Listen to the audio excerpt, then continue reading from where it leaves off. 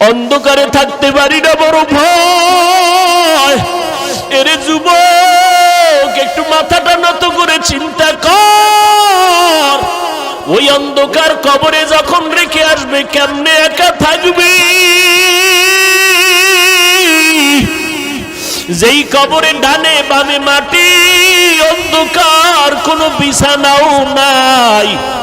ওরে নবীর কথা মিথ্যা মনে করিস না রে যুবক, আল্লাহর কোরআনটাকে মিথ্যা মনে করিও না রে বাবা।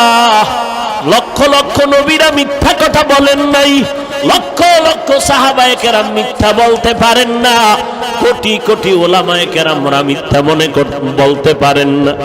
ও যুবকেরা, আমাদের তো কোনো আমলই নাই। যাদের আমল ভালো, তাকওয়া ভালো, সাহাবায়ে কেরাম এত বেশি আমল করিয়াও কেন তারা জীবনভর কান্না করলেন কবরের ভয়ে? সেই হিসাবে তো তোমার আমার কান্না কইরা চিৎকার দিয়া মইরা যাওয়ার কথা। কবরে যাওয়ার পরে নবীরে দেখাইয়া বলবে চিনুনি। যারা নবীর সুন্নতের পাগল আর আশিক, নবীর একটা নজর দেখা মাত্র চিনে ফেলবে। ডাক দিয়া বলবি, নি তো আমার সে মায়ার নবী,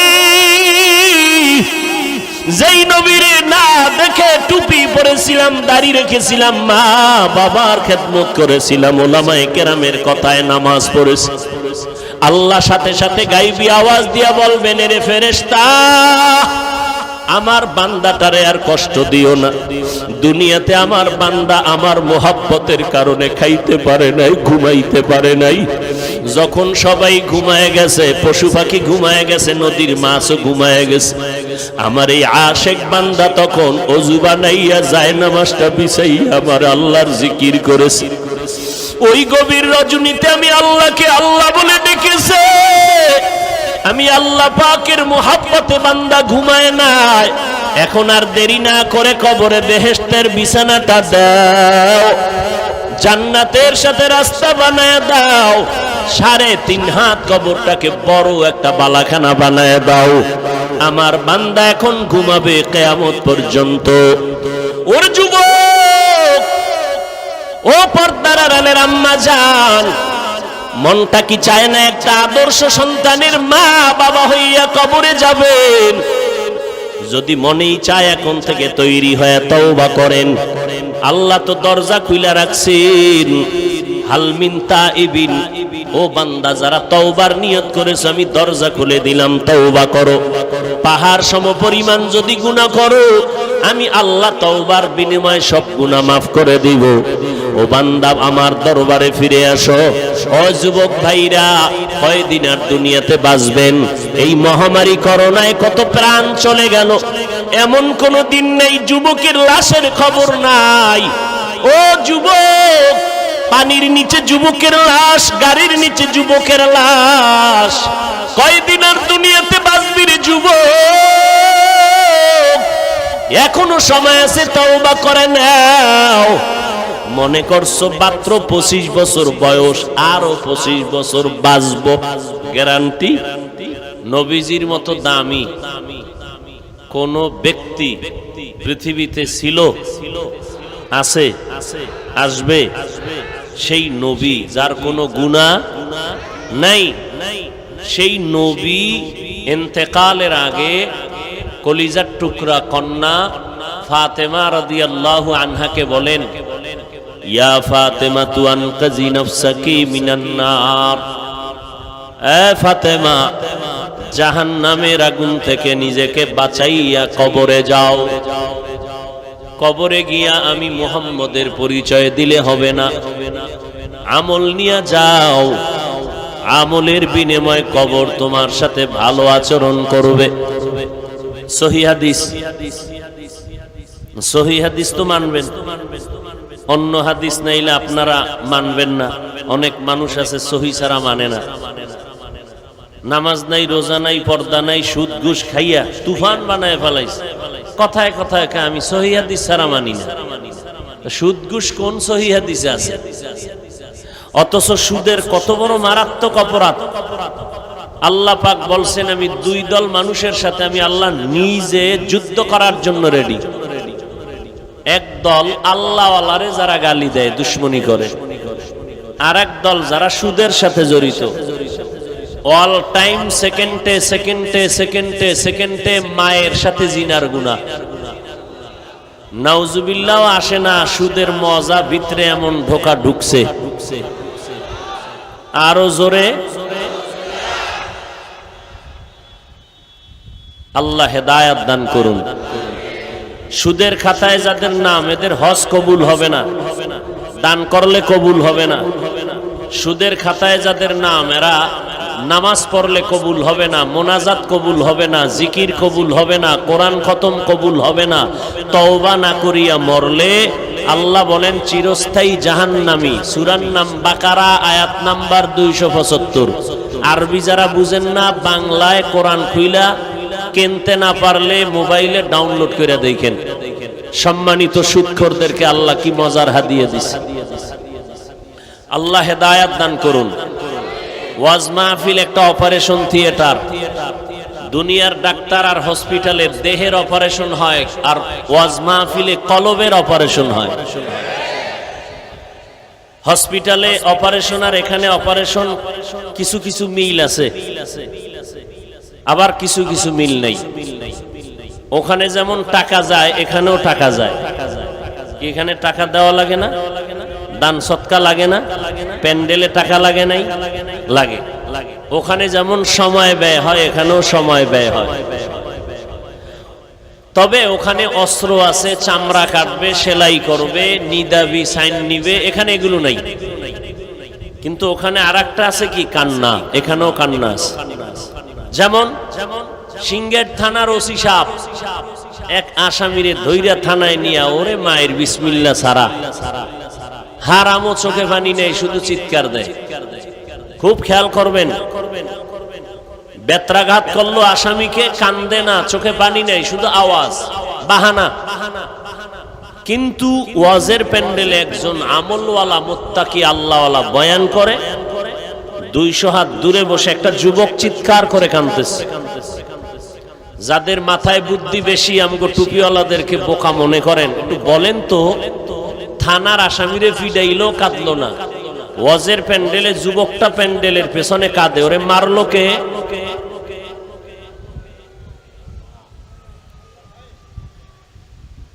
আসামিরে পিডাইতেছে ওসি সাহেব, কাঁদে না। আর ওয়াজ মাহফিলে মানুষ এক জায়গায় বসে কাঁদতেছে, কারণ কি? ওরে মারলো কে?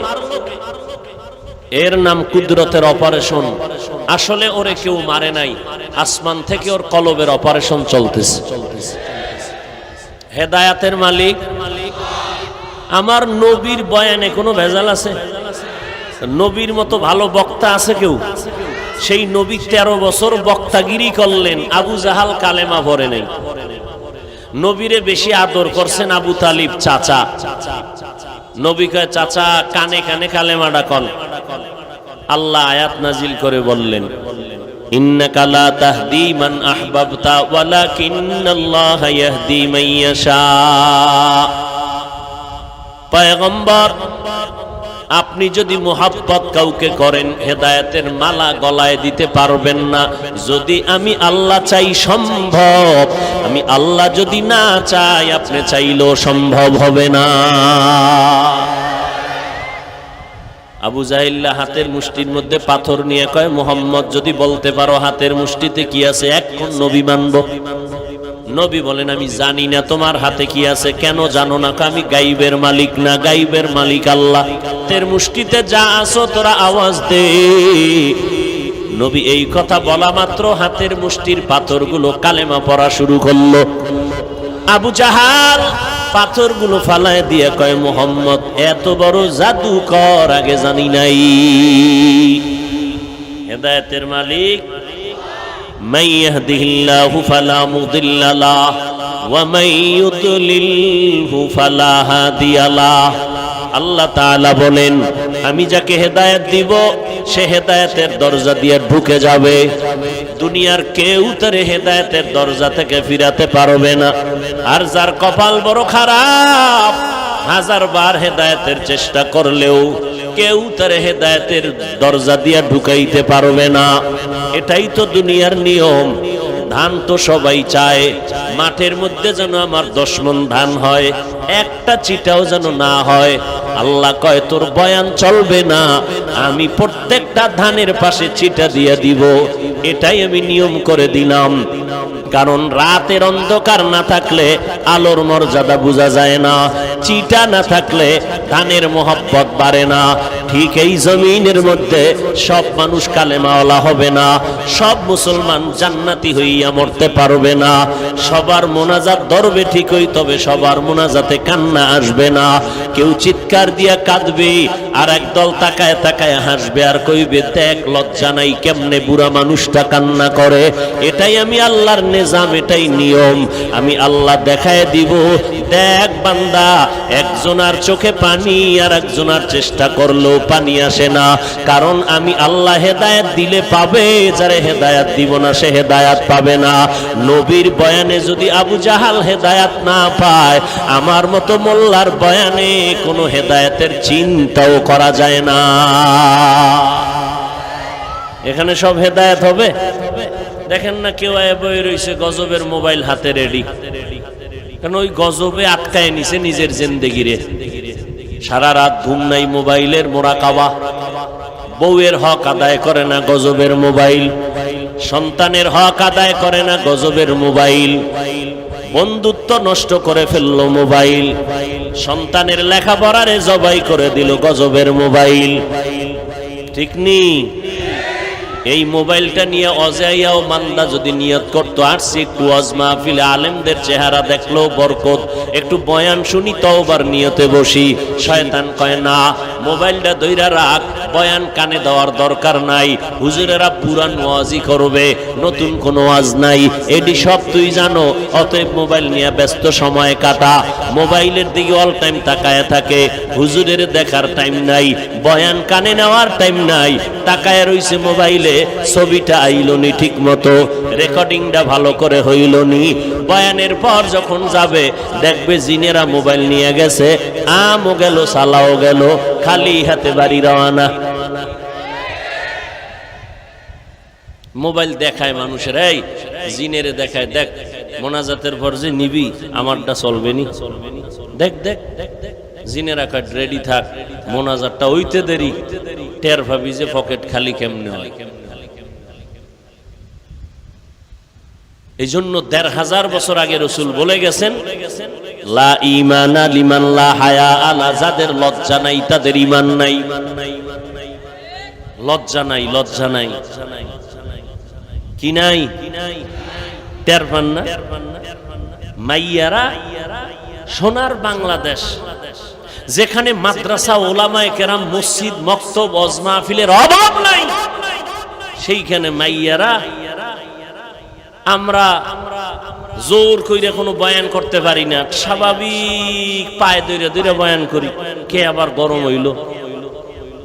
সেই অবস্থার মধ্যে আবার মাইয়ারা রাস্তায় খাড়ায় সরকারের দাবি জানে, কয় আমরা অর্ধুলাঙ্গ হয়ে চলতে চাই, স্বাধীনতা দেন। কোন সোনার বাংলায় আছেন? খবর আসেনি? বাবায় যদি কয় মাইয়াটা ওর না পর, মেয়ে যদি কয় বাবা আমার মন চায় না পড়ব না, বাবার জোর করার অধিকার নাই। সোনার দেশ রূপায় পরিণত হইতেছে। কোন জগতে আছেন? আল্লাহ আমাদের সব ভাইকে হেদায়েত দান করেন। হায় হায় হায় হায়, মা আতাকুমুর রাসূলু ফাখুযু ওয়া মা নাহাকুম আনহু ফান্তাহু। আল্লাহ তাআলা বলেন, হে মানুষ, মদিনার নবীকে আমি পাঠাইলাম, যা নিয়ে আসছে তা তোমরা আঁকড়াইয়া ধরো, এবং নবীজি যার থেকে তোমাদের নিষেধ করেছেন তার থেকে নিজেরে বিরত রাখো, ফিরাইয়া রাখো। হাদিসের মধ্যে নবী বলেন, দুইটা জিনিস তোমাদের মাঝে রেখে আমি মুহাম্মদ 63 বছর বিদায়ে রবিউল আউয়ালে চলে গেলাম। ওই রবিউল আউয়ালের মতো একটা মাস বর্তমানে রবিউল আউয়াল ১৫০০ বছর পরে নবী বলেন আমি নবী চলে গেলাম, দুইটা জিনিস রেখে গেলাম, যদি আকড়াইয়া ধরো কখনো বিপদ তোমাদেরকে গ্রাস করতে পারবে না, দুনিয়ার বাতাস তোমাদের গায়ে লাগবে না, তোমরা জাহান্নামী হবে না। দুইটা জিনিস ভালো করে আকড়াইয়া ধরো, এক নম্বরে কোরআন, দুই নম্বরে আমি পয়গম্বরের সুন্নাত। এক নম্বরে কি? দ্বিতীয় মনে থাকবে, এক নম্বরে কোরআন, দ্বিতীয় এই আমার আলোচনার মূল বিষয়। রবিউল আউয়ালে রসুল আসলেন, রবিউল আউয়ালে রসুল চলে গেলেন, মাঝখানে সময় কত ব্যয় হইল? 63 বছর। এবার প্রশ্ন, রসুল আসলেন কি নিয়া আর কি রেখে চলে গেলেন? বাস এই দুইটা পয়েন্ট আলোচনার বিষয়। উড়া বসা না করলে চলবে, উঠলে দোয়া করে দিব, শেষ। ধৈর্য থাকবে ইনশাআল্লাহ, আল্লাহ কবুল করেন। আল্লাহ পাক বলেন নবী যা নিয়ে আসে তা তোমরা আঁকড়ায় ধরো। নবী রবিউল আউয়ালে জন্মগ্রহণ করেছেন মা আমেনার গর্ভে, বাবা আব্দুল্লাহর ঔরসে। নবী দুনিয়াতে আসার বহু আগে বাবা দুনিয়া থেকে বিদায় হয়ে গেলেন। নবীজি দুনিয়াতে আসাটাকে আরবিতে মিলাদুন নবী বলে। রবিউল আউয়ালে নবী আসছেন, রবিউল আউয়ালে নবী বিদায় নিলেন, এ কথায় কোনো দ্বিমত নাই। দিনটা ছিল সোমবার দিন, মিলাদুন নবীর দিনটা সোমবার, আবার ওয়াফাতুন নবীর দিনটাও ছিল সোমবার। দিন নিয়ে কোনো দ্বিমত নাই। যাওয়ার তারিখটা ছিল রবিউল আউয়ালের 12, এ নিয়ে কোনো দ্বিমত নাই। তবে আসার তারিখ নিয়ে দ্বিমত আছে। রবিউল আউয়ালে আসছেন ঠিক, সোমবার দিন আসছেন ঠিক, তবে কত তারিখ? কেউ বলেন 2 তারিখ, কেউ বলেন 5 তারিখ, কেউ বলেন 9 তারিখ, কেউ বলেন 12 তারিখ। যে দিনই আসুক না কেন, নবী সোমবার দিন আসছেন এটাও ঠিক, রবিউল আউয়ালে আসছেন এটাও ঠিক। প্রশ্ন হলো কি নিয়ে আসছেন? আল্লাহ কোরআনে বলেন লাকাদ কানা লাকুম ফি রাসূলিল্লাহি উসওয়াতুন হাসানাহ। আপনার আমার নবী দুনিয়াতে আসলেন উত্তম আদর্শ নিয়া, উত্তম আদর্শ নিয়া নবী আসলেন। 63 বছর পরে নবী কি রাখিয়া চলে গেলেন? দুইটা জিনিস রেখে নবী চলে গেলেন, এক নম্বরে কোরআন, 2 নম্বরে সুন্নাত। এই 2 জিনিস রেখে নবী চলে গেলেন, উত্তম আদর্শ নিয়ে নবী আগমন করলেন। কোন সময়? যেই সময় মক্কার জমিনের মতো নিকৃষ্ট খারাপ মানুষ দুনিয়ার কোথাও ছিল না। এত বড় খারাপ, খারাপের কোনো সিরিয়াল নাই। উলঙ্গ হইয়া নারী আর পুরুষেরা বাইতুল্লাহ তাওয়াফ করে, বাইতুল্লাহর মধ্যে মূর্তি বসানো, বিবাহের কোনো সিস্টেম নাই, যুবক যুবতী অবাধে চলাফেরা করে। আমার নবী জন্মগ্রহণ করলেন, নবী আসা মাত্র নবীর আদর্শের ঝলক শুরু হয়ে গেল। আমেনা বলতেছেন মুহাম্মদ যেদিন ভোর রাত্রে জমিনের মধ্যে আসলেন, আসা মাত্র আমার ঘর পুরা নূরে আলোকিত হয়ে গেল। শুধু আলো না, এই আলোটা বহু দূর থেকে কিসরা বাদশাহ ও রাজপ্রাসাদ গুলো ধ্বংস হয়ে গেল। বহুদিন ধরে প্রজ্বলিত আগুন জ্বলতেছিল কাফের বেঈমানের নিভে গেল। মুহাম্মদের জন্ম লগ্ন থেকে শুরু জবানায় নবী যেদিন আসছেন ওই দিন ওই বড় বড় টাওয়ার গুলো ছিল কিসরা বাদশার ওই মুলকে শামে, সব ধ্বংস হয়ে গেল। আমার নবী আস্তে আস্তে বড় হইতে লাগলেন। শিশু অবস্থায় মা আমেনার কয়েকদিন দুগ্ধ পান করার পরে আম্মাজান হালিমা সাদিয়ার ঘরে চলে গেলেন। আম্মাজান হালিমা বলেন মুহাম্মদ আমার দুধ পান করলো 2 বছর, কিন্তু এই শিশু বেলায় দেখলাম মুহাম্মদের আদর্শ কত সুন্দর। বলে কেমন? বলে মুহাম্মদ আমার একটা দুধ পান করত, আমি 1000 বার চেষ্টা করে দেখলাম 2টা দুধ আমি মুহাম্মদের দেই নেয় না। কারণটা কি? আমার আর একটা সন্তান ছিল আব্দুল্লাহ। মুহাম্মদ ইনসাফ বজায় রাখা ওর ভাইয়ের হকটা পর্যন্ত নষ্ট করে নাই। নবী শিশু বেলা দেখায় দিলেন ইনসাফের আদর্শ কারে কয়। নবীর কিশোর কালটা দেখবেন, আমার নবীর কিশোর কাল কত সুন্দর। আর আমার এখন কিশোর যুবকেরা যুবতীরা এখন কিশোর গ্যাং নামে হত্যাযোগ্য অপরাধের লিপ্ত হয়ে সমাজটাকে কুলুষিত করতেছে, ঠিক নেই? हकीकत से, तू दुनिया बेखबर है, दुनिया की नुमाइश पर नजर है। नमी गोयम के आज दुनिया जुदाबाश, बहार कारे के बासी বা খোদাবাস।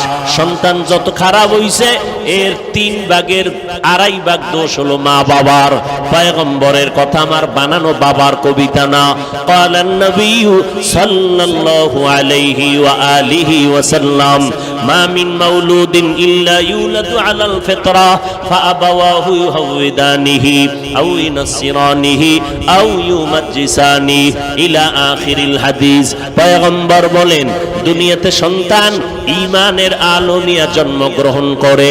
মা বাবায় সন্তানটারে অগ্নি পূজারী বানায়, সন্তানটাকে মা বাবায় মূর্তি পূজারী বানায়, সন্তানটাকে মা বাবায় হারামখোর বানায়, মা বাবা সন্তানের গায়রুল্লাহর গোলাম বানায়। এবার শুনেন কোরআনের আয়াত, কিয়ামতের ময়দান যেদিন কায়েম হবে, সন্তানদের আমার আল্লাহ ডাকবেন, এই যুবক নামাজ পড়ছো বলে পড়ি নাই, রোজা রাখছো বলে রাখি নাই, কেন রাখো নাই? সূরা আহজাব ৬৭ নম্বর আয়াতে সন্তান মা বাবার বিরুদ্ধে আল্লাহর আদালতে মামলা দিয়া বলে, রব্বানা ইন্না আতা'না সাদাতানা ওয়া কুবারানা ফাআদাল্লুনাস সাবিলা। আল্লাহ গো, আমার কোনো দোষ নাই, আমার মা বাবার কারণে আমি বেনামাজি হয়েছি, আমার মা বাবার কারণে কোরআন শিখতে পারি নাই, আমার মা বাবার কারণে আমি বেপরদাওয়ালা হয়েছি, আমার মা বাবার কারণে আজ আমি আদর্শ শিখতে পারি নাই। আমি জানতাম না ডক্টর ইউনুসকে আমার আব্বাই সুন্দর কইরা হাতে দইরা চিনাইয়া দিল, যেখান থেকে সুদের কারবার করবি ওর গডফাদার ডক্টর ইউনুসরে ভালো করে চেনে নাও। আমি জানতাম না আমার মা বাবায় আমাকে সুদের ব্যবসা শিখাইছে, জীবনে সুদের ব্যবসা আমি চিনতাম না, জানতাম না।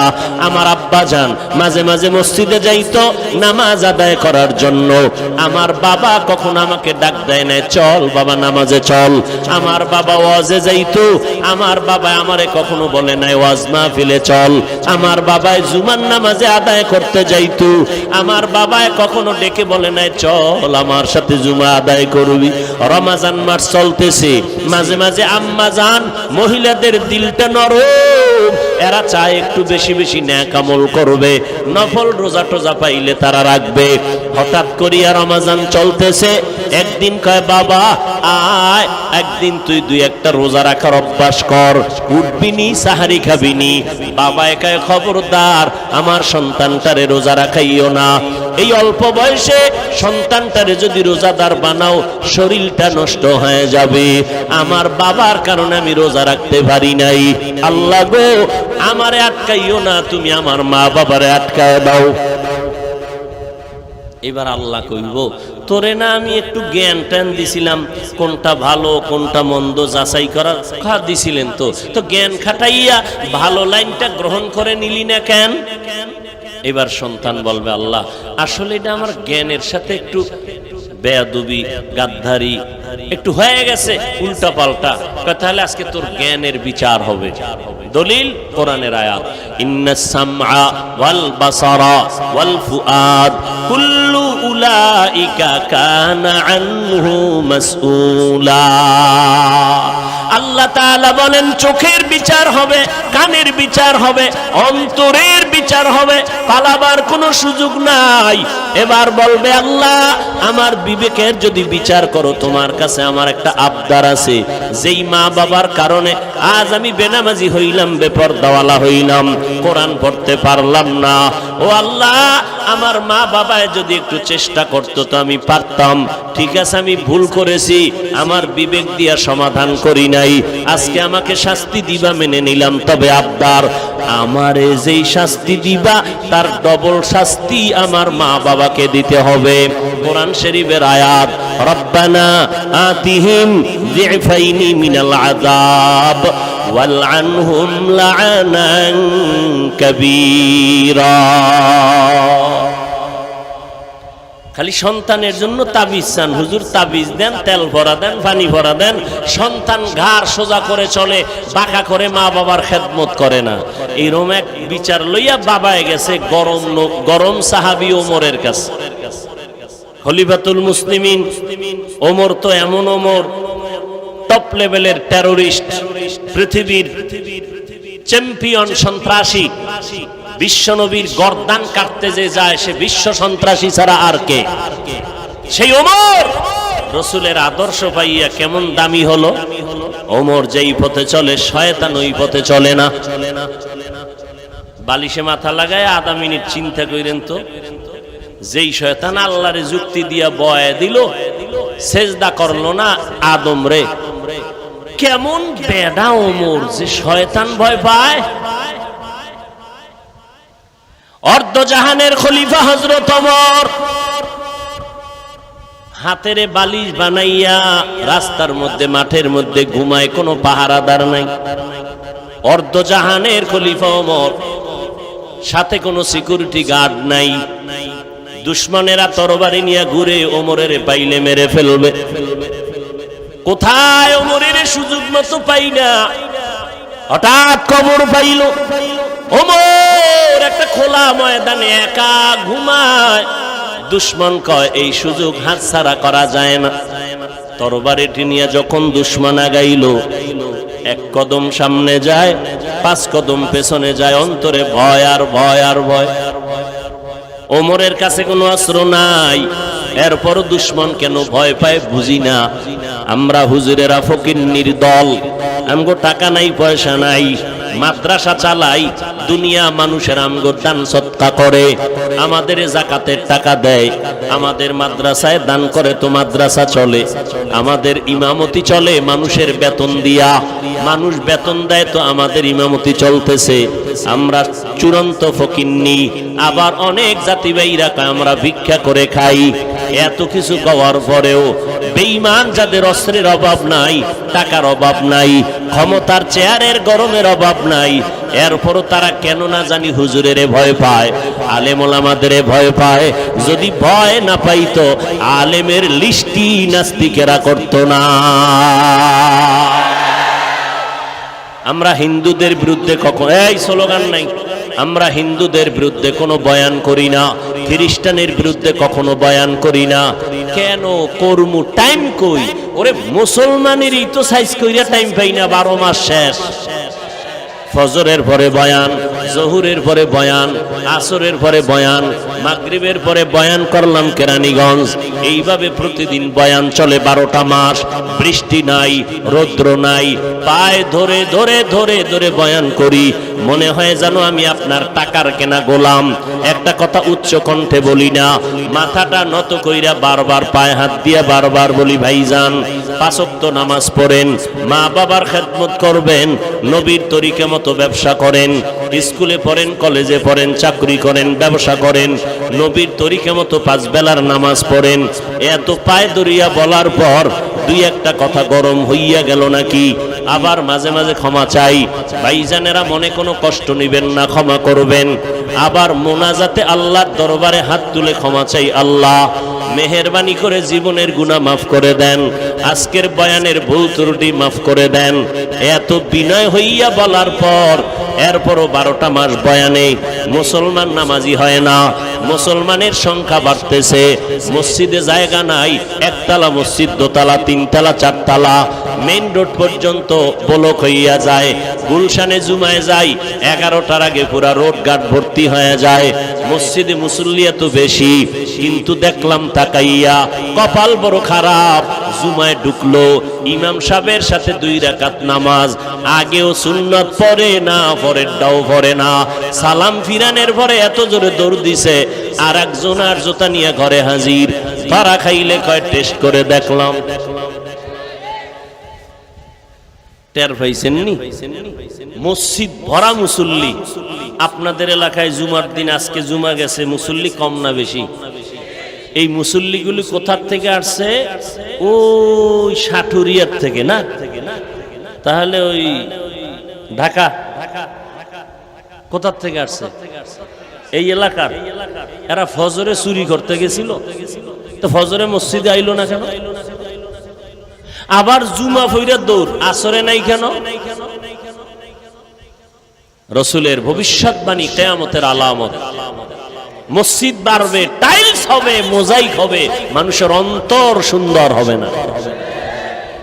কয়েকদিন আগে আপনারা দেখছেন না, সভাপতি তাও পুরা পাওয়ার পায় নাই, ভার প্রাপ্ত। মসজিদের খাদেমের ধুমধাম ফিডাইয়া এবার গোষ্ঠী সুদ্ধা সব রসাতলে গেছি গা। মাইক দইরা মাপ চাইলো, চাওয়ার পরে এমন বউ গাইলে গ্যাস ওগামাত বাড়ি করতে হয়, খবর নাই। ফেসবুক চালান আপনারা, আমি কেমনে গই? এই হলো দুনিয়া।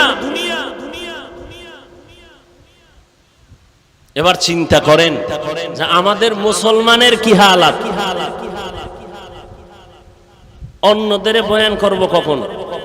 অথচ এই সব বাদ দিয়ে আমারে যদি 6 মাসের জন্য হিন্দুদের মন্দিরে বসায় দিতা, 6 মাসে সব দেশের হিন্দু কালেমাওয়ালা হয়ে যেত ইনশাআল্লাহ। আমরা মুসলমান হেদায়েতে আসি না কেন? ওই নামাজ না পড়লেও যে মনে করে হুজুর গো থেকে আমগো দিল পরিষ্কার, এই জন্য হেদায়েত হয় না।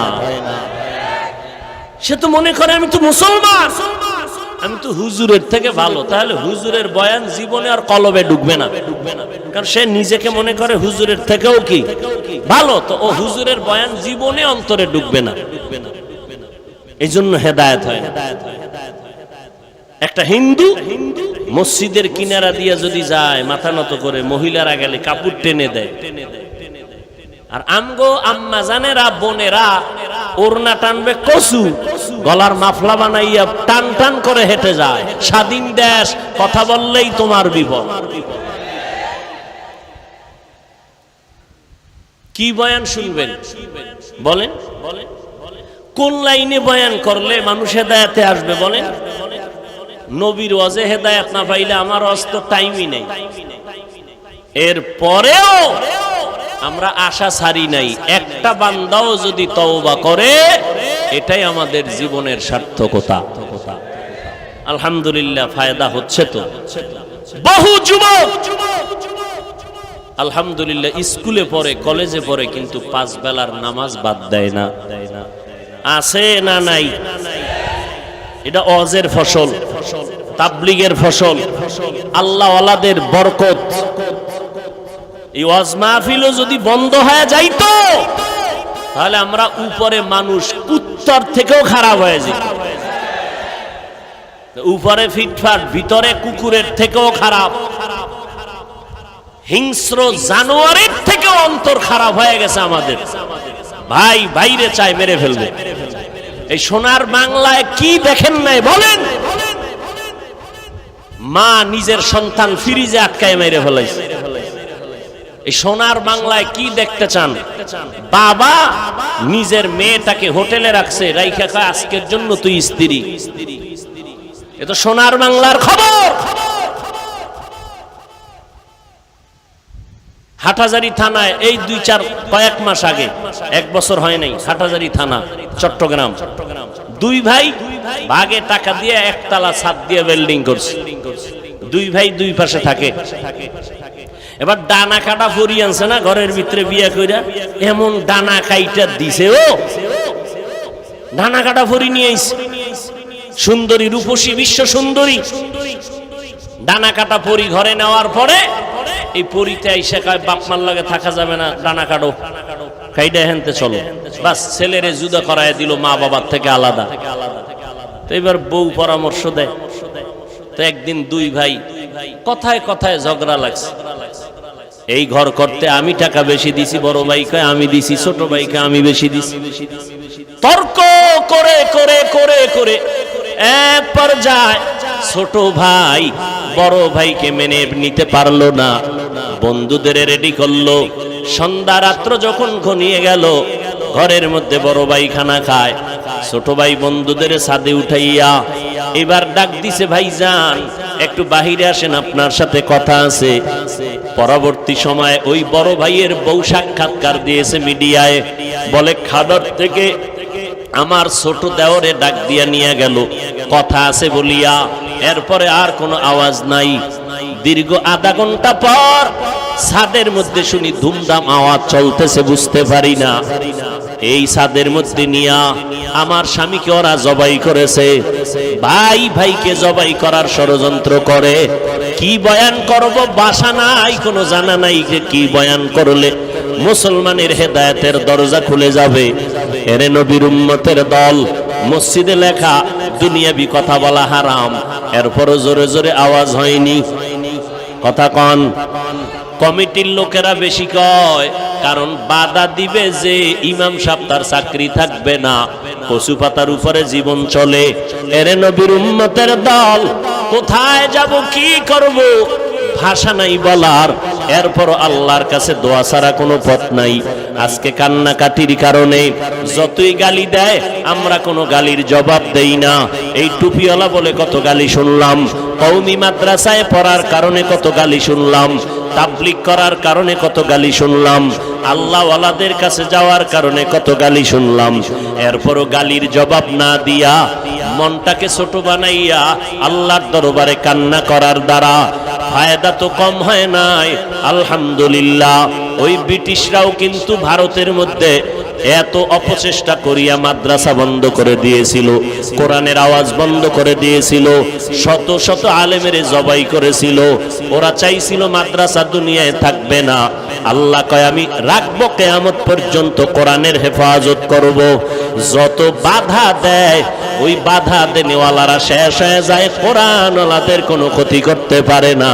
ছোট্ট একটা বাচ্চা, মাত্র অল্প বয়স, সারা দুনিয়ার মধ্যে নাড়া পাড়াইয়া দিল কোরআনের তেলাওয়াত দিয়া, গোটা দুনিয়াকে জানায় দিল কোরআনের বরকতে। আজ আমি বাংলাদেশের মানচিত্রটাকে সবার ঊর্ধ্বে নিয়ে নিলাম। এরে নবীর উম্মতের দল, এটা কোরআনের বরকত, আল্লাহর কোরআনের বরকত।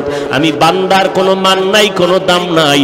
আজকে চেয়ারে বসাইয়া কথা বলার পেছনে কারণ আল্লাহ পাকের কোরআন আর মদিনাওয়ালা নবীর আদর্শের বরকত। ও আল্লাহর বান্দারা, ওই কোরআন যার ঘরে আছে ঘর বরকতওয়ালা। ওই কোরআনের সাথে যে কাপড় লাগে কাপড়টাও দামি, ওই কোরআনে যে কাঠ লাগে কাঠ রেহাল হয় সে রেহালটাও দামি।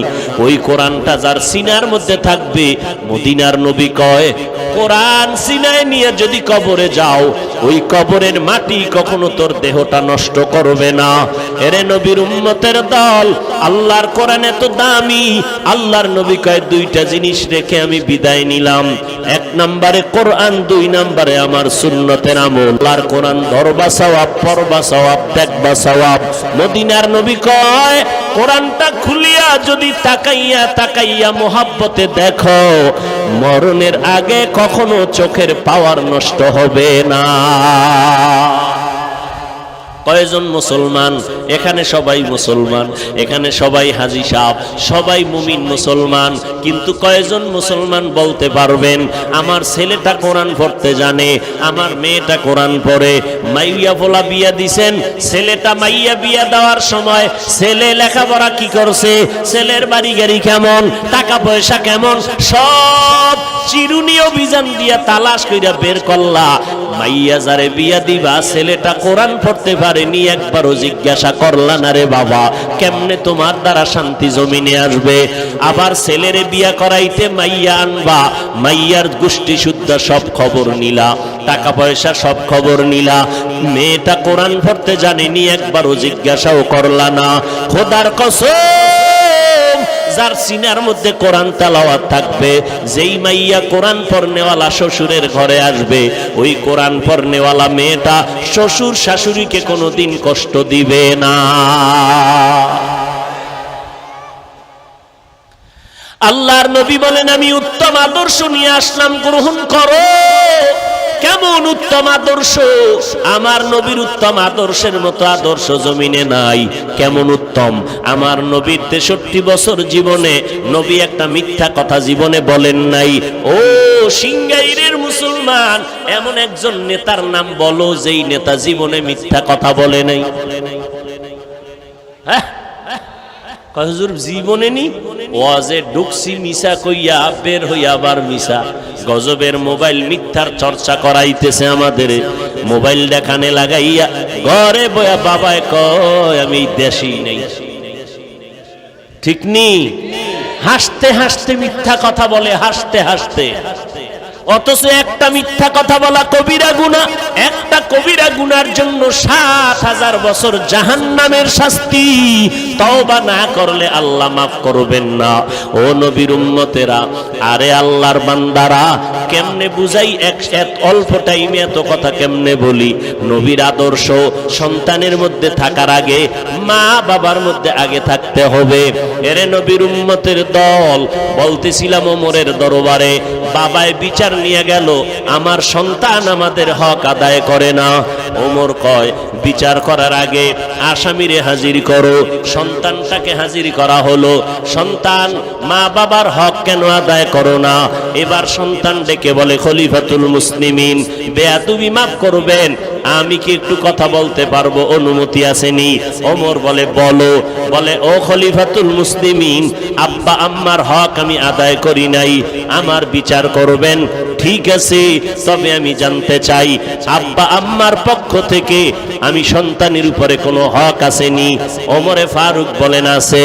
বলে জানতে কি পারবো? ওমর বলে জানতে পারবা। বলে কেমনে? বলে আমি বলে দেই, শুনে নাও। ও সন্তান, মা বাবাদেরকে বলতেছে। ওমর নিজে ডাক দিয়া কয়, এ সন্তানের মা বাবা, সন্তান যদি ভালো চাও, ১ নাম্বার হক হলো ভালো একটা মা ঘরের মধ্যে নাও। ভালো ফল যদি খেতে চাও, ভালো গাছ লাগাও। ভালো সন্তান যদি পেতে চাও, ভালো একজন মা ঘরে নাও। বলে ভালো কেমনে বুঝবো? কিছু পাও আর না পাও, কোরআন পড়নেওয়ালা কিনা দেখে নাও।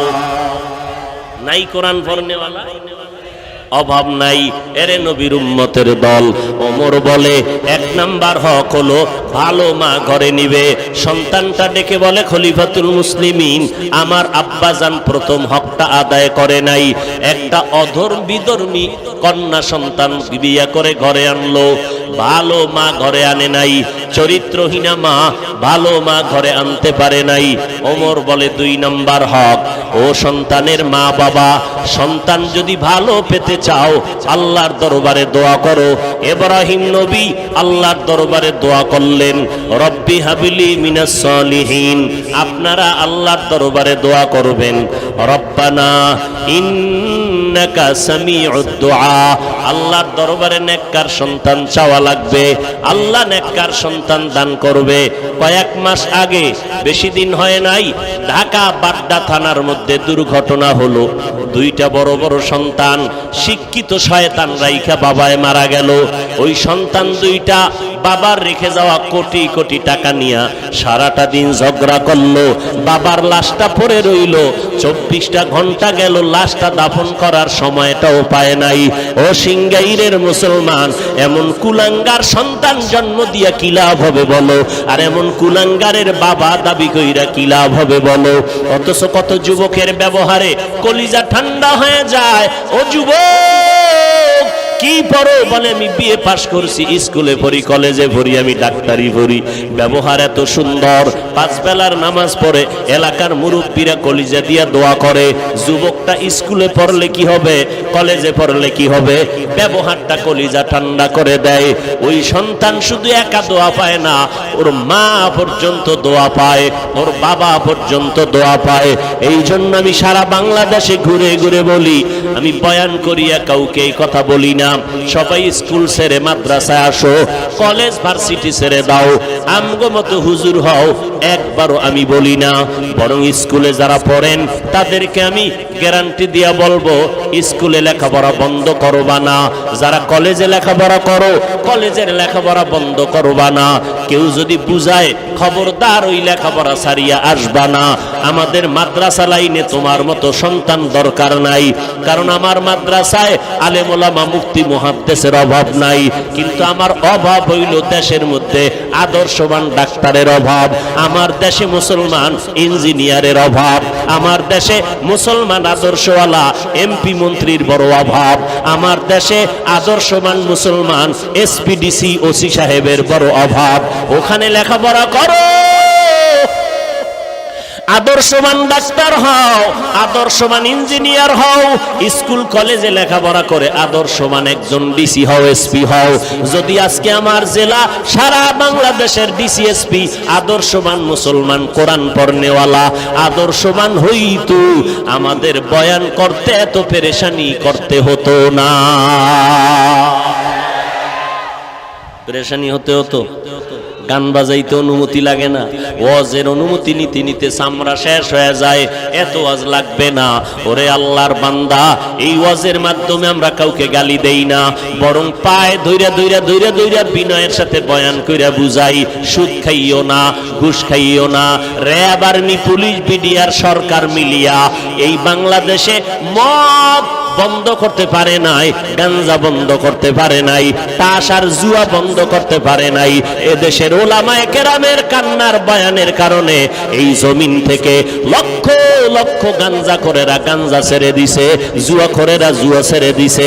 আজকে 5 বেলার নামাজি আদর্শবান সন্তান হয়েছে, ঠিক কিনা বলেন? আমরা পাও ধরে বয়ান করি, আমরা কেউরে বেত্রাঘাত করতে বলি না। এরে ভাই যুবক, ওমরের কথাগুলো দাঁড়াইয়া শুনতেছে।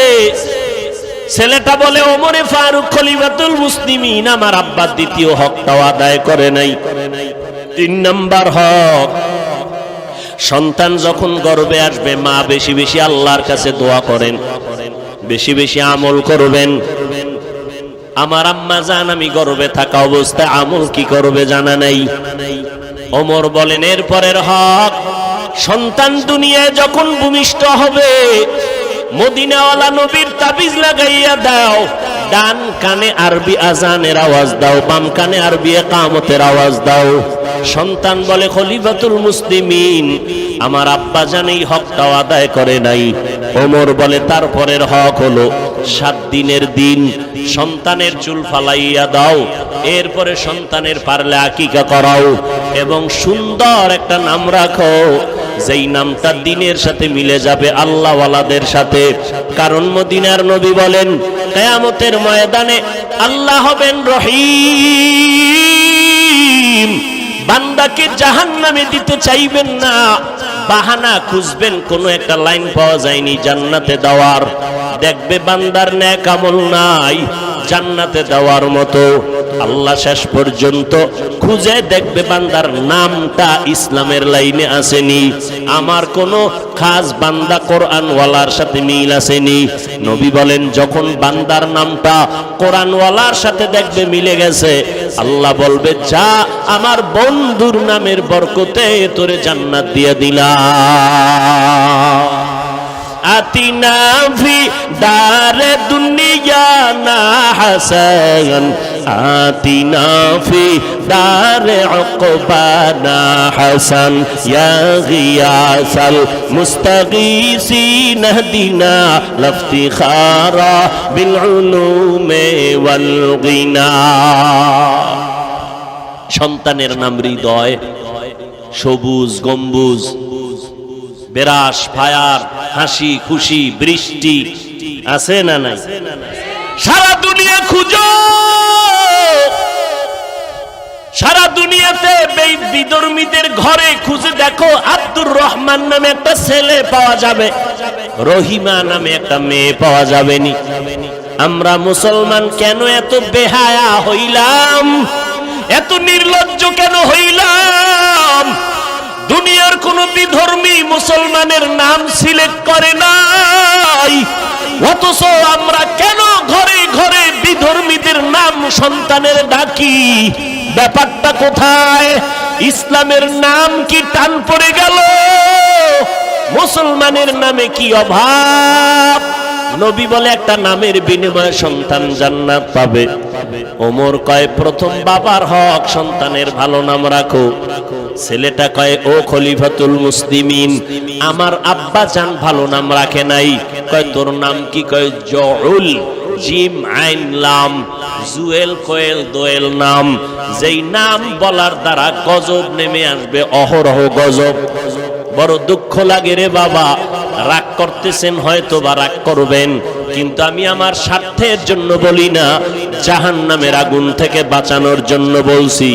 পায়ে হাত দিলেও যদি কেউ বলেন হাফিজ ভাই আমার পায়ে যদি হাত দাও, আমি আর নামাজ ছাড়বো না, বেপরদায় চলবো না, মা বাবার সাথে বেয়াদবি করবো না, পাও দুইটা আগাইয়া দাও, আমি নিচে নাইমা তোমার পায়ে ধরতে রাজি। ও আল্লাহর বান্দারা, মনে মনে ভাবতেছো আমরা টুপিওয়ালারা বুঝি বোকা হয়ে গেলাম, মাথা খারাপ। খোদার কসম আমাদের মাথা নষ্ট হয় নাই, এই টুপিটা মাথায় দিছি। আজকে যদি তোমার মতো চিন্তা করে দেখতাম, টুপি মাথায় দিলে মাথা গরম, এই চিন্তা করার পরেও কেন টুপি ফালাই না? তোমার মতো প্যান্ট শার্ট টাই লাগাইয়া রাস্তায় যদি মাস্তান ভাব নিয়ে চলতাম, কেউ আমারে বাধা দিত না। ও আল্লাহর বান্দারা, এত গরমের মধ্যে টুপিটা ফালাই না, এত গরমের মধ্যে জামা ফালাই না, যৌবনের ভাব মনে হয় যেন চলে যাচ্ছে, এরপরেও কেন নামাজ ছাড়ি না, বেপরদায় চলি না, হালাল খাই? ও যুবক, আল্লাহর ওয়াস্তে একটু বিবেকটাকে জিজ্ঞাসা করো রে বাবা। আল্লাহর কোরআনটা সামনে আছে, আল্লাহর কোরআন পড়িয়া দেখলাম ওই কোরআনের মধ্যে একটা ভুল নাই। কত বড় বড় বিধর্মীরা আল্লাহর কোরআনের ভুল বের করার জন্য প্রচেষ্টা করলো, একটা ভুল তো বের করতে পারলো না, বরং মাথা নত করিয়া কালেমাওয়ালা মুসলমান হয়ে গেল। ও যুবকেরা, কয়দিন আর দুনিয়াতে বাহাদুরি করবা? আমি আপনাদেরকে নামাজি হতে বলছি ঠিকই, কিন্তু আমাদের মতো বড় হুজুর হওয়ার আপনার দরকার নাই।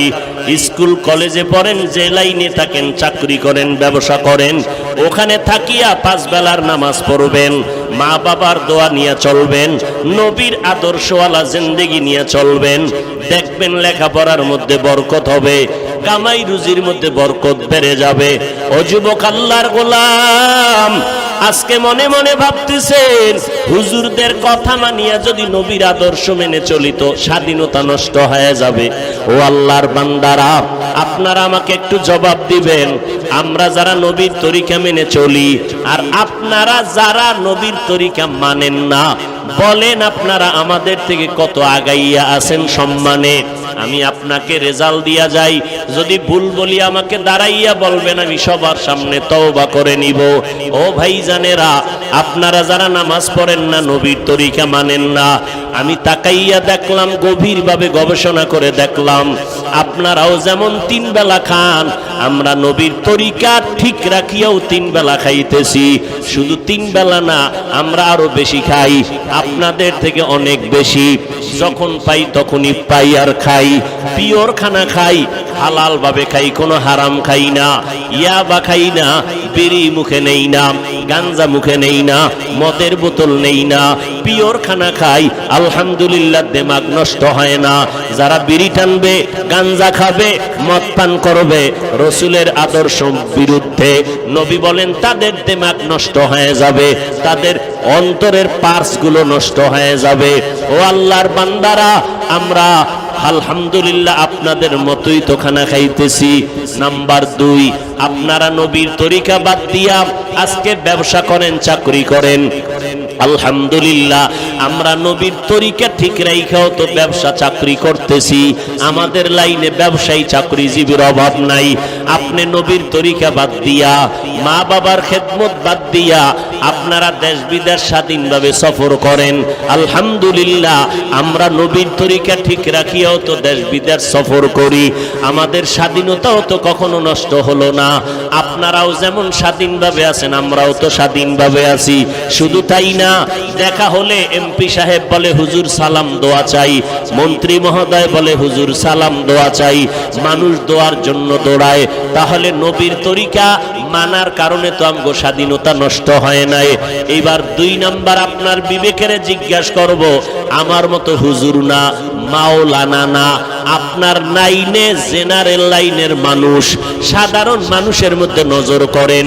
আপনার মতো বান্দা স্কুল কলেজে পড়ে, নামাজি অভাব নাই। আপনার মতো বান্দা র্যাব, আর্মি, পুলিশ, বিডিআরের চাকরি করে, 5 ওয়াক্ত নামাজি আছে না নাই? তাহলে আপনার বিবেকটাকে জিজ্ঞাসা করেন, আপনি কেন পারেন না? আপনার মতো আমার মতো বান্দা রাস্তায় গাড়ি চালায়, ড্রাইভারি করে, এক বেলার নামাজও বাদ দেয় না। আপনার বিবেক নামের আদালতকে বলেন আপনি কেন পারবেন না? আপনার আমার মতো যুবক সন্তান, আপনার আমার মতো বান্দাটা শ্রমিকের কাজ করে, নদীর মধ্যে মাছ ধরে, কৃষি কাজ করে, গামছা বিছাইয়া নামাজ পড়ে নেয়, এক বেলার নামাজও বন্ধ করে না। আপনি নিজেকে প্রশ্ন করেন, আপনি কেন পারবেন না? ও যুবক আল্লাহর গোলাম, আপনার কি মনটা চায় না? ও পর্দার আড়ালের আম্মা জানেরা, ও মা, আপনাদের এত দাম। আপনারা নবী না, তবে নবীদের মা। আপনারা সাহাবায়ে কেরামের মা, আপনারা উলামায়ে কেরামের মা, আপনারা হাফেজে কোরআনের মা। আপনাদের কত দাম! সারা রাত যদি শুধু আপনাদের মর্যাদার বয়ান করি শেষ করা যাবে না রে আম্মা জান। আপনাদের এত মর্যাদা, একজন আল্লাহর বান্দি নবীজির স্ত্রীর ঘরে গিয়া বলে, ও পয়গম্বরের স্ত্রী, আমাদের একটু অন্তরে ব্যথা। বলে কি? নবীরে জিজ্ঞাসা করে আমাদের জবাব দেন। পুরুষেরা গিয়া জানাজার ময়দানে সওয়াব কামাই করে, আমরা মহিলারা তো জানাজায় যাইতে পারি না, আমরা এত সওয়াব কেমনে পাবো? পুরুষেরা জুমার মসজিদে গিয়া সওয়াব কামাই করে, আমরা তো জুমায় যাইতে পারি না, আমাদের সওয়াব বুঝি কম হয়ে গেল? পুরুষেরা জিহাদের ময়দানে গিয়া সওয়াব কামাই করে, আমরা তো জিহাদের ময়দানে যেতে পারি না। নবীজির থেকে জবাব আইনা নবী জানায় দিলেন, ও স্ত্রী, নবীর পক্ষ থেকে তাদেরকে মহিলাদের জানায় দাও, কিয়ামত পর্যন্ত আনেওয়ালা নারীদের জানায় দাও।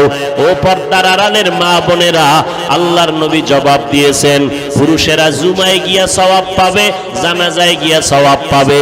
আপনার জানাজায় যাওয়া লাগবে না, জুমার মসজিদে যাওয়ার প্রয়োজন হবে না। ঘরের মধ্যে থাকিয়া স্বামীর মাল হেফাজত করবেন, সন্তানগুলো আদর্শওয়ালা বানাবেন, স্বামীর জন্য দোয়া করবেন, পর্দা রক্ষা করে চলবেন। যদি ঘরের মধ্যে বসিয়া নির্জন জায়গায় নামাজ পড়েন, মদিনার নবী বলেন, পুরুষেরা জিহাদের ময়দানে আর জানাজার ময়দানে জুমার মসজিদে গিয়া যেই পরিমাণ সওয়াব পাবে, আল্লাহ তাআলা নারীদেরকে ওই সওয়াব ঘরের মধ্যে দান করে দিবেন। এরপরও আমগো একদল হুজুরেরা পাগলের মতো হয়ে গেছে আম্মাজানদেরকে রাস্তায় নামানোর জন্য। এই জন্য আমি মাঝে মাঝে বলি, আওয়ামী লীগওয়ালারা ইসলামের ব্যানার টানাইয়া মানুষের ধোকা দেয় না, বিএমপি ওয়ালারা ইসলামের ব্যানার টানাইয়া মানুষের ধোকা দেয় না। তারা বলে না আমরা ইসলামের ব্যানার লাগাইছি, আসো আমরা ইসলাম কায়েম করব। আওয়ামী লীগওয়ালারাও বলে না। অতএব তাদের নিয়ে টেনশন নাই, টেনশন আমাদের তাদেরকে নিয়ে যারা ইসলামের ব্যানার টানাইয়া আবার বলে আমি মাওলানা, আমি বড় ডক্টর, আমি বড় একজন আলেম, আলেমের নাম নিয়া বক্তা হইয়া চেয়ারে বৈশা উম্মতের সামনে বয়ান করে কয় নবীরাও ভুল করেছেন, আল্লাহ নবীদের দিয়া ভুল করাইছেন। তখন বড় সমস্যায় পড়ে যাই যখন একজন আলেম নামদারি স্টেজের মধ্যে বৈশা মানুষের কয় কোরআন শরীফের মধ্যে ভেজাল আছে। ও ভাইজানেরা, এই কথাগুলো তো ইন্ডিয়ার খবর না, সোনার বাংলার তাজা খবর। বেশি 1 বছরও হয় নাই, কয়েক মাস আগের খবর শুনাইতেছি। ইউটিউব সার্চ দিয়া বের করো ওই বক্তা কারা। এই ময়দানে আইসা বলে কাজা নামাজ পড়া লাগবে না, বক্তা হইয়া বলে নফল ইবাদত লাগবে না, বক্তা হইয়া বলে জুমার আগে সুন্নাত লাগবে না, বক্তা হইয়া সাধারণ মানুষের বয়ান দিয়া বলে বেশি বেশি নফল ইবাদতের দরকার নাই। এইভাবে কথা বলিয়া বলিয়া উম্মতের বিভ্রান্ত করে। আমাদের টেনশন হলো ইসলামের ব্যানারওয়ালা ধোঁকাবাজ মুনাফিকের নিয়া। ১৫০০ বছর আগে মদিনাওয়ালা নবী বলছেন, এই উম্মতেরা আলেম দেখলে যাইও না, সাবধান। এই জমিনের মধ্যে একদল ওলামা থাকবে চূড়ান্ত খারাপ, আর একদল ওলামা থাকবে চূড়ান্ত ভালো। ক্বালান নবী সাল্লাল্লাহু আলাইহি ওয়া আলিহি ওয়া সাল্লাম, আলা ইন্না শাররাশ শাররি শিরারুল উলামা ওয়া ইন্না খায়রাল খিয়ারি খিয়ারুল উলামা। দুনিয়াতে খারাপের তুলনায় সবথেকে খারাপ হলো উলামা, আবার ভালোর তুলনায় সবথেকে ভালো হলো উলামা। যারা খারাপ তাদেরকে বলে বাতিল, আর যারা ভালো তাদেরকে বলে আহলে হক। অতএব উলামাদেরকে লাগবে। উলামা কেরাম ছাড়া আমল করা যাবে না, উলামায়ে কেরাম ছাড়া নিজের অন্তর ধোলাই করা যাবে না, নবীর আদর্শ খুঁজে পাওয়া যাবে না। তবে খবরদার, উলামাদের কাছে যাইতে গিয়া বাতিলের কাছে যেন না যাই। সাবধান সাবধান, যারা কাজা নামাজ লাগবে না বলে তারা বাতিল, যারা বলে বেশি নফল ইবাদত লাগবে না তারা বাতিল, যারা বলে বিতিরের নামাজ লাগবে না তারা বাতিল। যেই বক্তা আলেম বলে নবীরা ভুল করেছেন, আল্লাহ নবীদেরকে দিয়া ভুল করাইছেন, সন্দেহ নাই এই আলেম নামের রসুলের হাদিস মতে আহলে বাতিল। গীবত করলাম না কেন? হিংসা অন্তরে না? ভণ্ডদের বিরুদ্ধে বাতিলের বিরুদ্ধে কথা বলা এটা ঈমানের দাবি, এটা কখনো হিংসা না। আমার নবী ভণ্ড বাতিলের বিরুদ্ধে বলেছেন কি বলেন নাই? অতএব বাতিলের বিরুদ্ধে। আরে কি কয়, কোরআন শরীফের মধ্যে অনেক ভেজাল। নাউজুবিল্লাহর আওয়াজে বোঝা গেল ওই পক্ষের কিছু বাতিল আছেন নাকি? কোরআন শরীফে ভেজাল আছে? হ্যাঁ, যেই বক্তা কয় যে হাদিসের থেকেও কোরআনে জাল বেশি, এবার কোন দেশে আছেন চিন্তা করেন।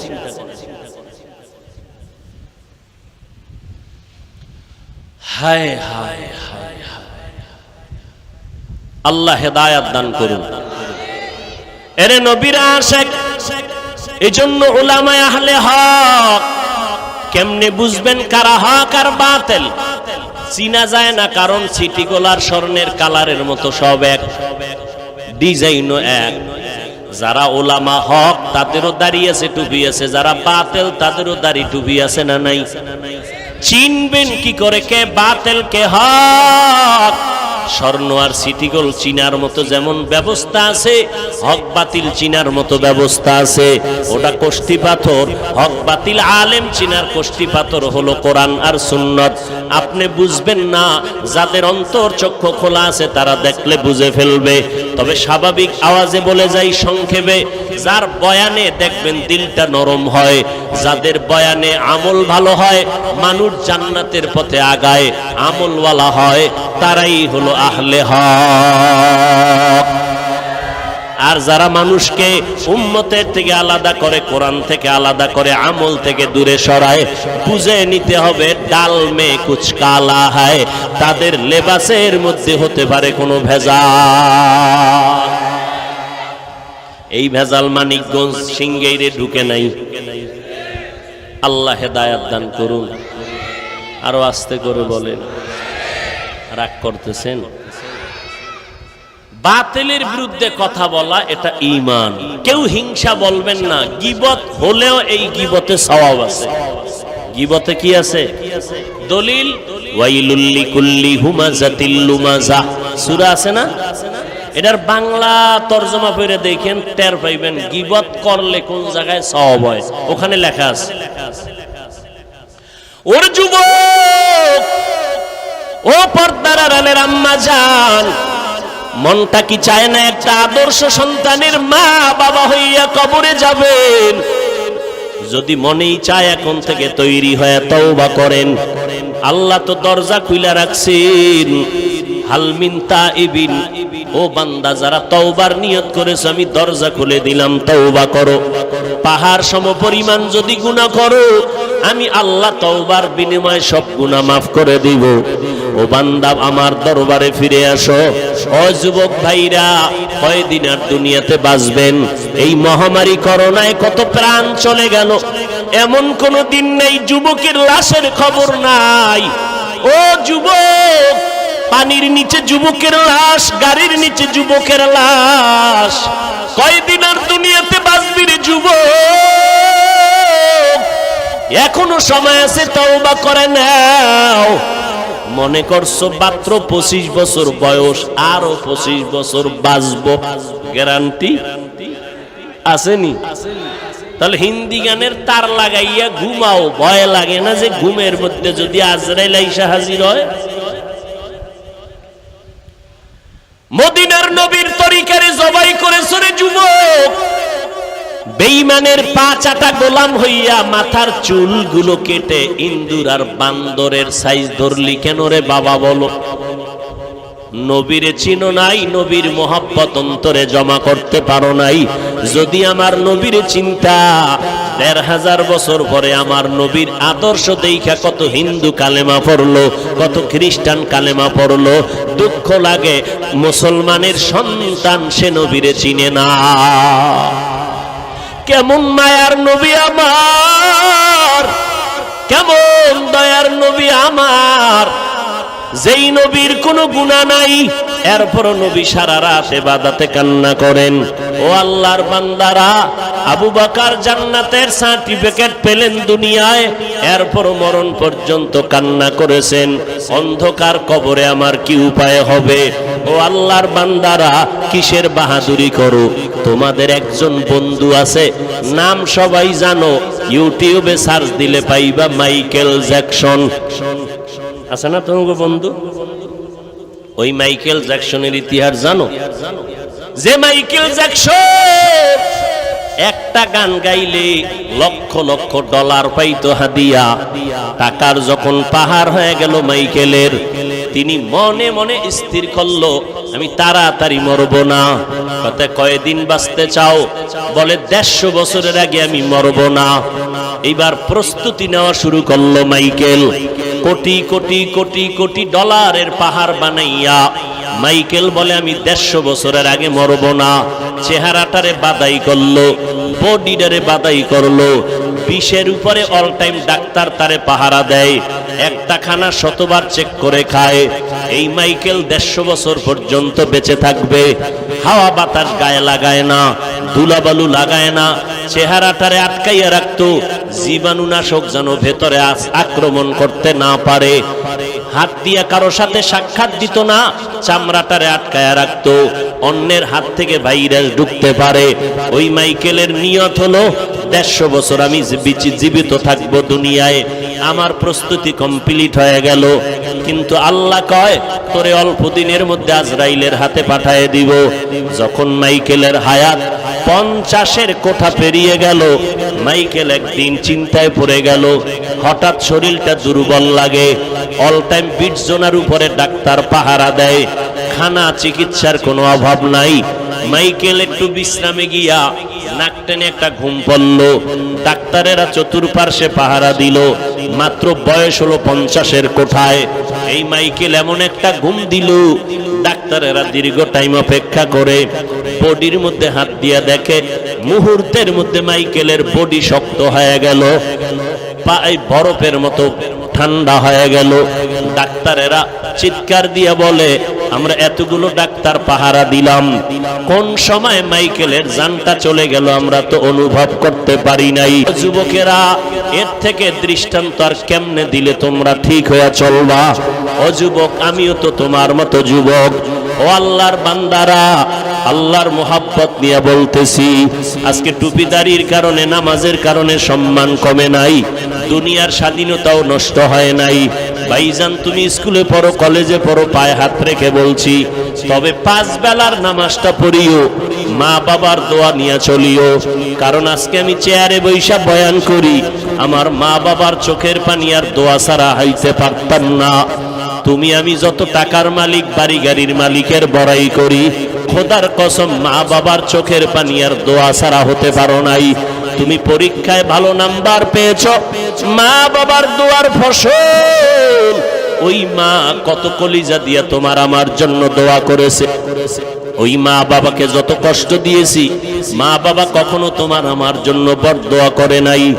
তুমি আমি কত মা বাবারে গালি দিছি, কিন্তু মা চোখের পানি ছেড়ে আল্লাহর কাছে দোয়া করছেন, ও আল্লাহ তুমি আমার সন্তানটারে হেদায়েত দাও, তুমি আমার সন্তানটারে সুস্থতার জীবন দান করো। আজকে ওই মাকে যারা হারাইলা, ওই বাবাকে যারা হারাইয়া এতিমের মতো এখানে হাজির হয়েছো, ওই মা বাবা অসহায়ের মতো তোমার আমার দিকে দোয়ার অপেক্ষায় তাকাইয়াছে। ও যুবক, ওই মাকে যারা কষ্ট দিয়া চোখের পানি ফালাইছো, এখনো যদি বেঁচে থাকে সময় থাকতে মায়ের কাছে গিয়া দোয়া নিও, আর বলিও মা তোমার দোয়া ছাড়া আমি আগাইতে পারবো না, যতই বাহাদুরি করি টাকার বলে আগাইতে পারবো না। মা তুমি আমার মাথায় একটু হাত দিয়া দোয়া করে দাও। আল্লাহর শপথ, মা যদি মাথায় হাত দিয়া দোয়া করে দেয়, সাথে সাথে আরশে আজিমে কবুল হয়ে যাবে। মাকে গিয়া বলবা মা আজকে ওয়াজ মাহফিলে গেলাম, সবাই মোনাজাত ধরলো, আমিও মোনাজাত ধরলাম, কিন্তু আমার চোখে পানি আসলো না কেন? আল্লাহ গুনার কারণে বেজার হয়ে গেছে, তুমি না জানি আমার উপরে কষ্ট পেয়ে আসো। আজকে তুমি দোয়া করিয়া দেও, আজকে আমি তওবার নিয়ত করে ফেলেছি, মরিয়া গেলে যাব, হায়াতের মালিক আমার আল্লাহ, রিজিকের মালিক আমার আল্লাহ, ইজ্জতের মালিক আমার আল্লাহ। অতএব আমি দুনিয়ার কারো ভয় আর নামাজ ছাড়বো না, নবীর তরিকার উপরে চলবো, মা বাবা তোমার খেদমত করে চলবো, ওলামায়ে কেরামের দোয়া নিয়ে সুন্নতের আমল করব, দেশ এবং জাতির বিরুদ্ধে কোনো ষড়যন্ত্রে লিপ্ত হব না, অন্যায় ভাবে কারো উপরে জুলুম করব না, কারো হক নষ্ট করব না, মিথ্যা কথা বলবো না, কারো ক্ষতি করার চেষ্টা করব না। ও আল্লাহর বান্দারা, তওবার নিয়ত এখনো করতে পারো, না হয় দুনিয়ার থেকে যেদিন বিদায় হয়ে যাইবা, আজকে আমি বক্তা হয়ে এখানে বসছি, আপনারা শ্রোতা, আমার ডানে বামে সামনে ভক্তবৃন্দের অভাব নাই, আপনারও দেখতেছেন টাকা পয়সা ভক্তবৃন্দের অভাব নাই, কিন্তু একবারও কি চিন্তা করেছেন যেদিন চক্ষু দুইটা বন্ধ হয়ে যাবে, আমি হাফিজুর রহমানকে যেমন 3টা সাদা কাফন দেওয়া হবে, আমার গায়ের গেঞ্জিটা বেলেট দিয়ে আমার আপন জনেরা কেটে কেটে রেখে দিবে, ওই বাজারে গিয়া 3টা পাতলা সাদা কাফন এনে প্যাকেট বানায় দিবে। আপনি শ্রোতা গরিব, আপনাকেও 3টা সাদা কাফন পরায় দিবে।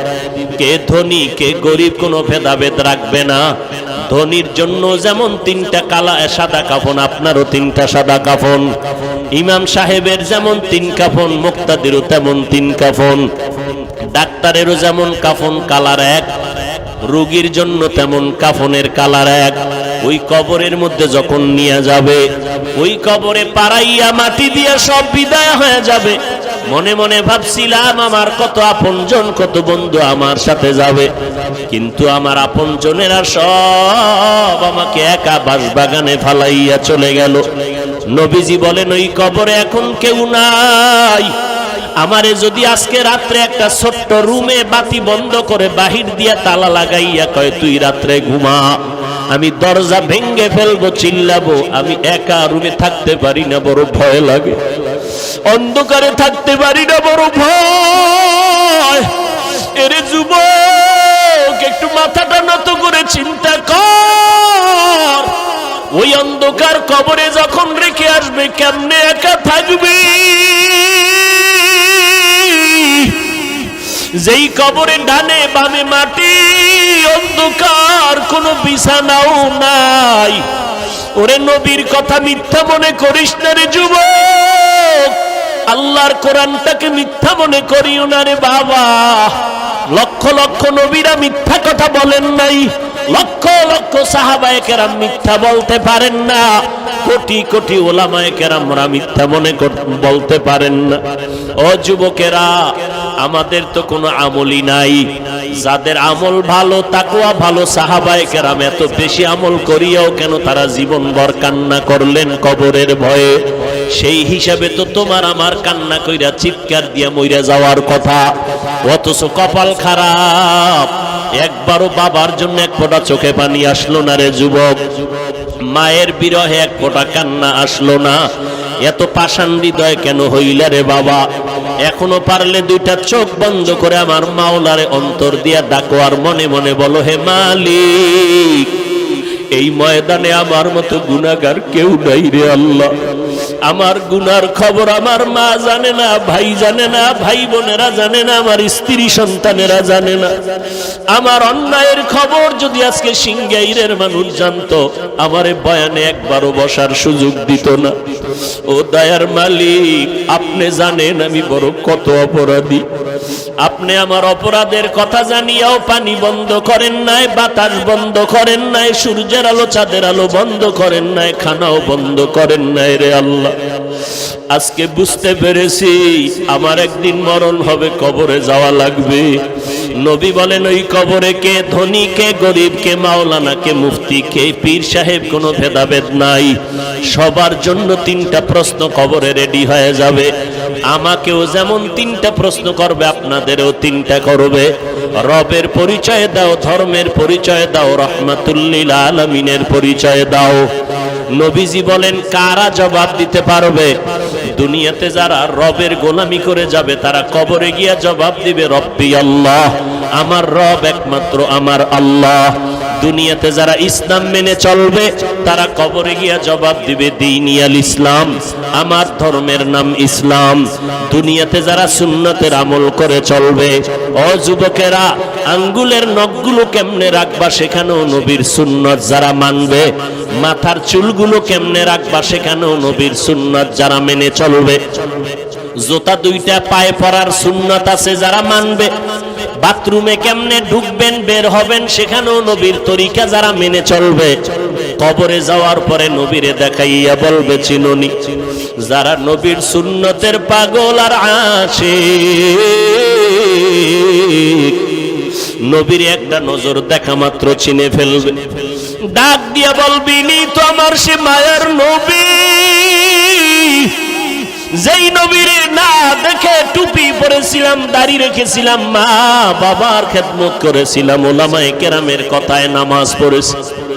আল্লাহ সাথে সাথে গাইবি আওয়াজ দিয়া বলবেন এরে ফেরেশতা, আমার বান্দাটারে আর কষ্ট দিও না।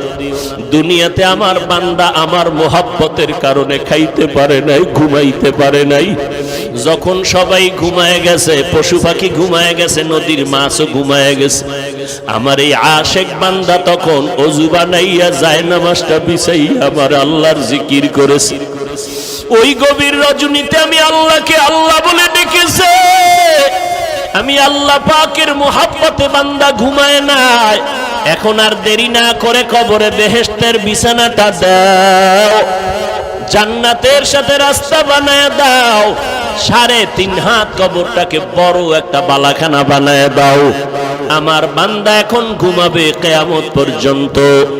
নবী আফসোস করে বলেন দুনিয়াতে যারা রবের গোলামি করবে না, আল্লাহর দ্বীন ইসলাম মানবে না, নবীর সুন্নত মানবে না, এই সমাজে একদল কপাল পোড়া আছে, চূড়ান্ত কপাল পোড়া।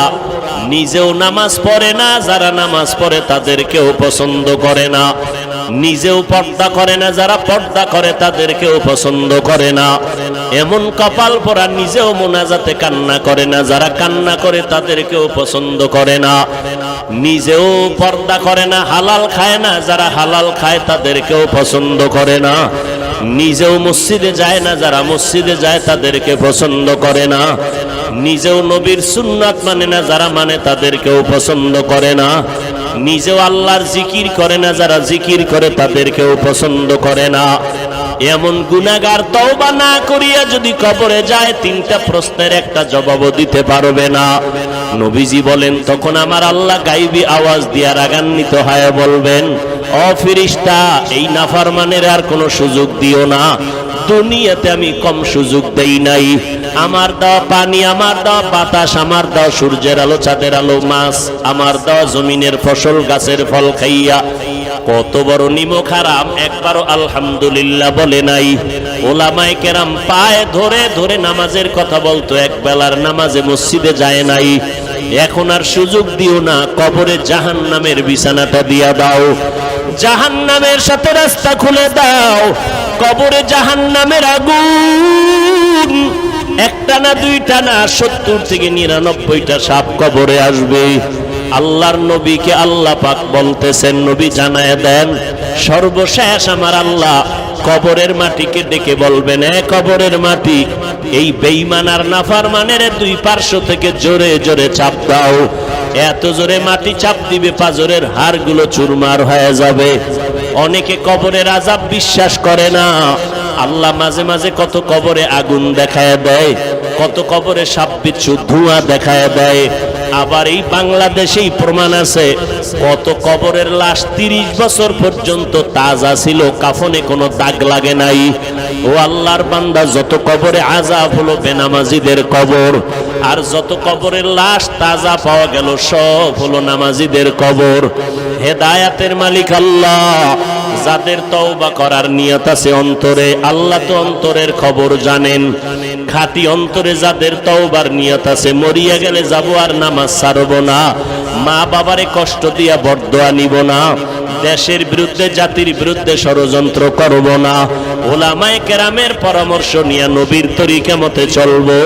তওবা করার যদি নিয়ত হয়, অন্তরে যদি কোনো দুর্বলতা মুনাফিকি না থাকে, খাঁটি তওবা যাদের নিয়ত আছে তওবা করার মতো, আল্লাহর মহব্বতে খাঁটি তওবার নিয়তে দুটো হাত আল্লাহকে দেখাইয়া দেই। আয় আল্লাহ, আমাদের হাতগুলো কবুল করে নেন, আমাদের তওবা কবুল করে নেন। কারো হাত খালি ফিরাইয়া দিয়েন না রে আল্লাহ। মেহেরবানি করে মরণ পর্যন্ত তওবার উপরে মজবুত হইয়া চলার তৌফিক দান করেন, আমিন।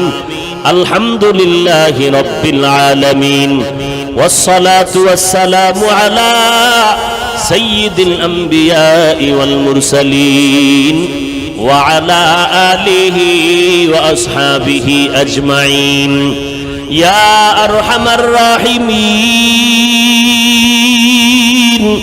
ইয়া আরহামার রাহিমিন, ইয়া আরহামার রাহিমিন। রব্বিরহামহুমা কামা রব্বায়ানি সগীরা। আল্লাহুম্মা ইন্না নাউযু বিকা মিনাল বারাসি ওয়াল জুনুনি ওয়াল জুযামি ওয়া সাইয়্যিল আসকাম। ও দয়ার মালিক, কুদরতের নজর দিয়া তাকাইয়া দেখেন রে আল্লাহ, কত উলামায়ে কেরাম, কত মুরব্বী, কত হাজী সাহেব, কত ব্যবসায়ী, চাকরিজীবীরা হাত তুলেছেন। পর্দার আড়ালে কত মা বোনেরা হাত তুলেছেন। আমার কলিজার টুকরা কত যুবক, কত ছাত্র ভাইরা হাত তুলেছেন। আয় আল্লাহ, দুনিয়াতে যেদিন আসছিলাম কত পবিত্র ছিলাম, মা বাবা কত আদর করেছিলেন। ওই সুন্দর জীবনটা নফস শয়তানের ধোকায় গুনাহ করিয়া নাপাক করে ফেলেছি। আজকে তওবার দরজায় ফিরে আসছি, আর গুনাহ করব না রে আল্লাহ। আয় আল্লাহ, মেহেরবানি করে আমাদের সকলের জীবনের সমস্ত গুনাহগুলো মাফ করে দেন আল্লাহ। আয় আল্লাহ, সারা দুনিয়াবাসীকে মাফ করে দেন, বাংলাদেশ শান্তির দেশ বানায় দেন। আয় আল্লাহ, প্রশাসনিকভাবে যারা কাজ করে দিনদার বানায় দেন। সরকার বাহাদুর থেকে সকল জনপ্রতিনিধিদেরকে দিনের খাদেম বানায় দেন। আয় আল্লাহ, পর্দার আড়ালের মা বোনদের আবেদা পর্দানিশী বানাইয়া দেন। সন্তানগুলো নেককার বানায় দেন। প্রত্যেক মা বাবাকে নেককার সন্তানের মা বাবা হওয়ার তৌফিক দান করেন। দিলের নেক আশা পূরণ করে দেন আল্লাহ। কারো হাত খালি ফিরাইয়া দিয়েন না রে মালিক। আপনার ছেলে মেয়ে কিছু নাই, আমরাই তো আপনার আদরের